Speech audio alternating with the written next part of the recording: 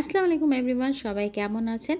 আবারও একটা হালুয়ার রেসিপি নিয়ে চলে আসলাম। এই হালুয়াটা যেমন স্মুথ ক্রিমি তেমনি মজার আর দেখতেও খুব সুন্দর, তাই না? চলেন একসাথে রেডি করে ফেলি।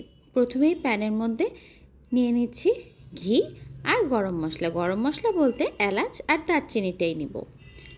এখন এটার মধ্যে আগে থেকে ব্লেন্ড করে রাখা পেঁপে, হ্যাঁ, পেঁপের মধ্যে সামান্য একটু দুধ দিয়েছিলাম, খুব একটা বেশি না। একটা পেঁপে নিয়েছি আমি, এখানে ব্লেন্ড করে নিয়েছি। এখন খুব ভালো মতো নাড়াচাড়া করে নেব, মানে পানিটা কমিয়ে নেব।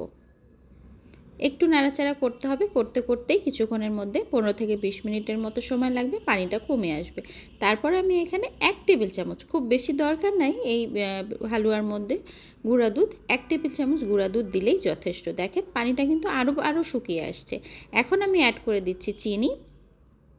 চিনি যে যেরকম খেতে পছন্দ করেন, আমি খুব সামান্য পরিমাণ চিনি দিয়েছি, 3 টেবিল চামচের মতো দিয়ে নাড়াচাড়া করে নিচ্ছি। আর সব শেষে অ্যাড করে দিলাম একটু ফুড কালার, যেহেতু পেঁপে গ্রিন কালারটাই অ্যাড করলাম, দিয়ে নাড়াচাড়া করে নিলাম। দেখেন একদম পানি কমে আসছে, প্যান থেকে ছেড়ে দিচ্ছে। এখন জাস্ট সার্ভ করার পালা।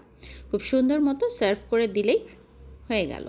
দেখতে কেমন লাগছে? খেতে কিন্তু দারুণ হয়েছে, খুবই ক্রিমি, খুব স্মুথ। কেমন লাগলো আজকের রেসিপিটা জানাবেন। Thank you.